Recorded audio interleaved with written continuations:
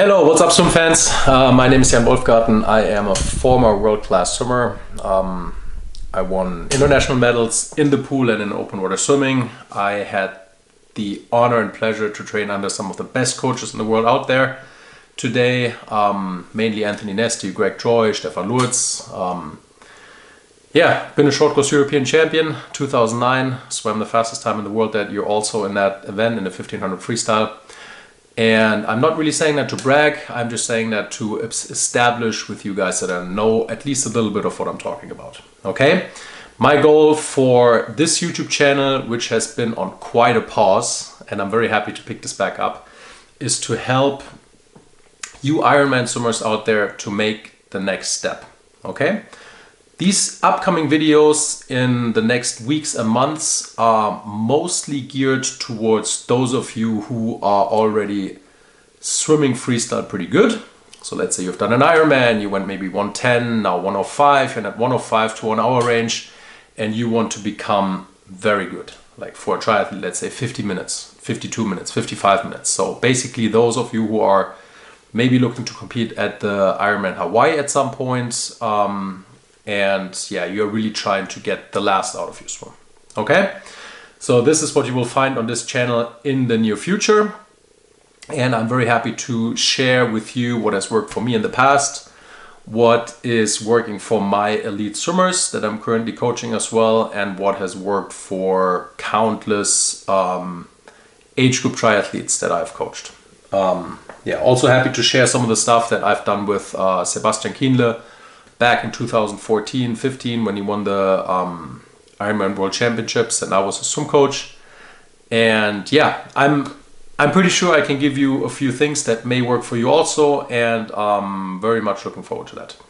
Today in this first video back, I will start with, let me count, 5 myths that are out there as far as swim training for triathletes goes. Okay, and without any further ado, let's jump right into the first one. The first one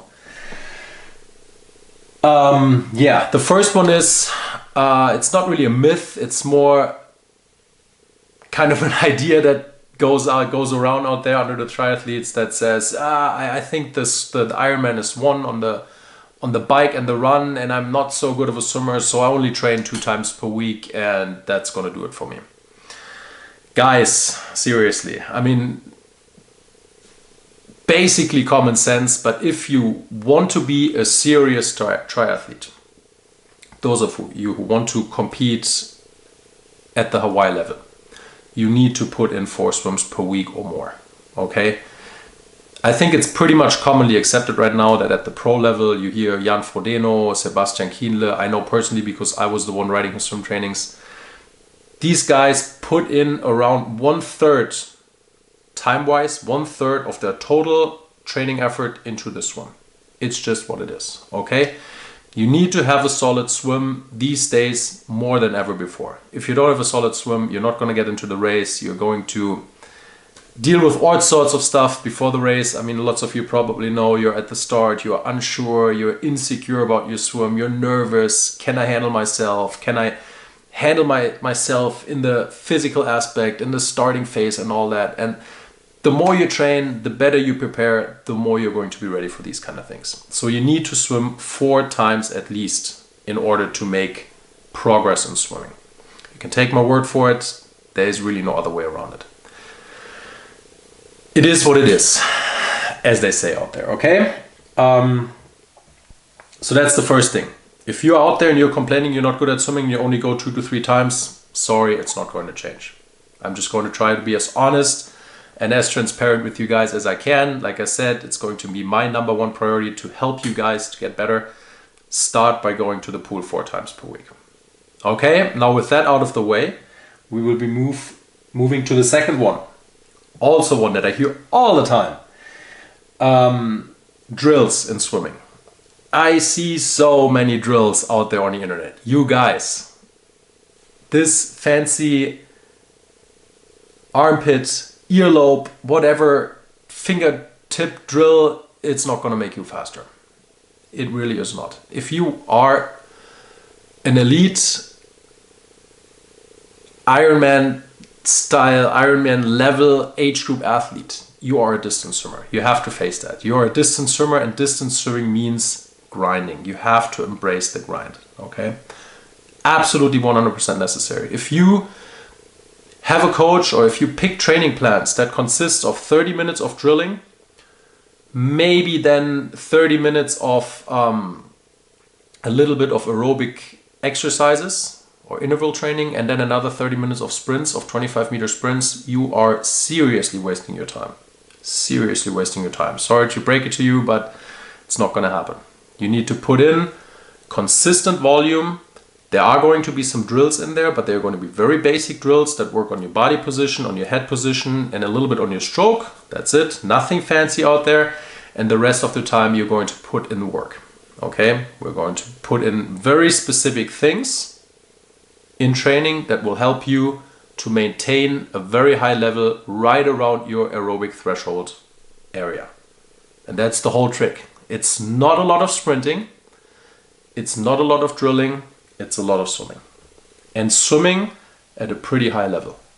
Okay, but we're going to get to that in the later videos. For now, I'm just going to share with you what is probably going wrong out there. Okay. Another one that I hear all the time, and I read it all the time in magazines and all that, it's all about the high elbow. I get it. We watch the likes of Florian Wellbrock, who is a great swimmer, fantastic freestyler, Romanchuk, you name them. Amazing freestylers. Don't get me wrong. Absolutely terrific. That being said, that's not us. We are not going to swim with a high elbow like this. Not going to happen, guys. Seriously. Also, this is something that you can focus on at the later stages of your swim career, at the very, very, very highest level. Most of you guys are getting very, very basic technical things wrong. And that's what we need to fix first. It's always to the highest level. I tell my athletes the following thing. The number one single most important thing is your body position, and therefore your head position. Your head position dictates your body position. Very easy to do, takes a little bit of focus, pretty easy to correct. The same thing, the next thing is that we are rotating from left side to the right side. Like I said, I trained under Greg Troy for quite some time at the University of Florida. I consider him to be one of the all-time greatest coaches ever in the sport of swimming. And one quote that he said is that the best freestyle swimmers in the world are the ones who are swimming on their side the longest. Now, before you guys are saying, what is this crazy guy talking about? Let me explain. We're always rotating from one side to the other side. What happens when we do this? Number one, we reduce our drag a little bit. It's easier for us to get distance per stroke. And it's significantly easier for us to use our stronger and engage our strong core and back muscles. That's basically it. Like I'm probably going to do an individual video about this also. If I go into really big detail right now, this video would be probably 40 to 45 minutes long. And while it will be a pretty long video, we don't want it to be that long. Okay, so just take my word for that. It's important to rotate from side to side. And then basically after that, we're keeping in mind that we reduce our drag. We keep our kick pretty small. We try don't wiggle from side to side, and we focus on our pull to be under our body and to follow all the way through. And that's basically it. I mean, obviously, we don't try to drop our elbow. We need to make sure we catch water and hold water, but we don't need to have a high elbow like that. And I think it's absolutely wrong advice to start out and make this a top priority, even for guys like you. Even for guys who swim an hour to an hour and 5, I don't think this should be the top priority. Those of you who still don't believe me, if you want to follow somebody who is very, very good at swimming, also a very cool person, trained with her for a little bit. I was on my way out, she was on her way up. Same club team, it's Leonie Beck. You can follow her on Instagram. And she oftentimes posts some underwater shots of her swimming. And you can see that she does not really swim with a high elbow catch. It's pretty straight arm. And she is one that I think she finished 5th at the last Olympics. I think she finished 1st at the European Championships. She medaled at the 10K World Championships. So I think it's pretty safe to say that she's a great swimmer, and you can see that she is not doing the perfect pull, and she's still very, very successful because she puts in the constant work. She has a great body position. She understands where the real power in the stroke comes from. And I'm going to leave it at that, okay? The fourth myth out there, equipment. You absolutely need to use equipment, guys. Very, very important. If you don't use equipment, again, you're leaving so much on the table. I hear it all the time. The logic out there goes, if I want to be able to swim without equipment, I need to train without equipment, right? Because, I mean, after all, if I swim with equipment all the time, how could I possibly swim well without equipment? But that's the wrong approach, guys.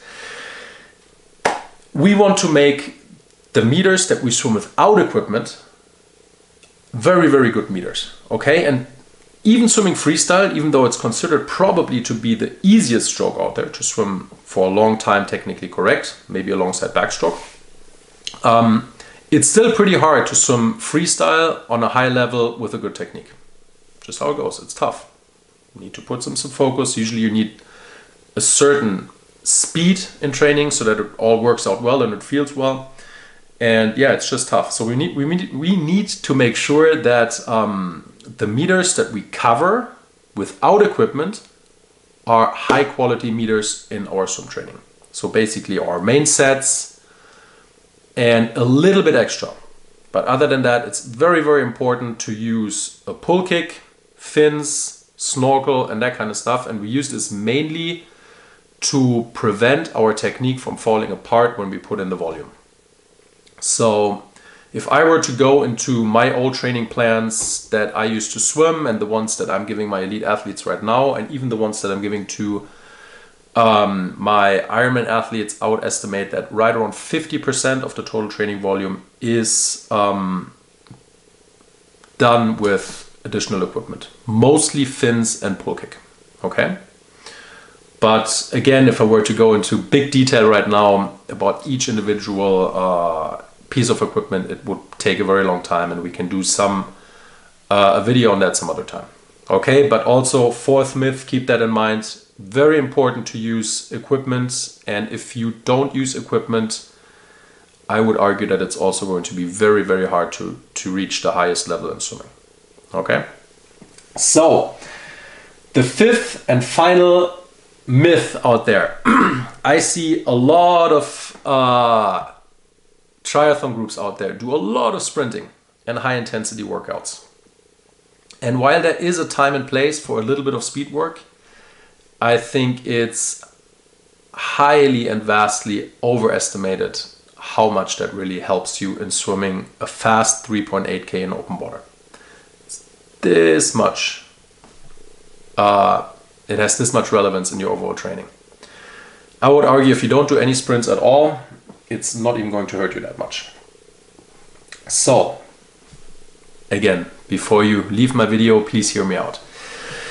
I think it's very, very, very hard, not very hard. It's very important that we take a step back before we put a training plan into place and think about what we want to accomplish. For you guys, it's very important that you are very effective and very good about right around your aerobic threshold. Okay, that is the intensity level where we need to train our body to perform really, really well. Because at the end of the day, as triathletes, like I said, your race will be around 1 hour. The goal is to get through that 1 hour on a very high level, but to not kill yourself, because we still have to ride 180K on the bike and a marathon at the end. So we also don't need to sprint at the end, like an open water swimmer does, for example. So we don't really need those extreme high lactate sets. We can do them from time to time to just give our body some more stuff to work with and to adapt to. But for the most part, we need to be able to train our body, we need to train our body to be able to function at the highest possible level for 1 hour. And that, my friends, will be the aerobic threshold. For those of you who don't know what that is probably, if you were to measure it in lactate, right around 3.5 to 4.5. I think most textbooks say 4, but I think it's more accurate to give it a little bit of of a spectrum. So I would say some people can handle it a little better. They can go 4.5, maybe even 5 lactate. And the ones that struggle maybe a little bit more, they can go 3, 3.5. Okay, but anywhere in that range. And this is what we need to do. Okay, not much sprinting, not much drilling. Try to make your training consist of quality, volume.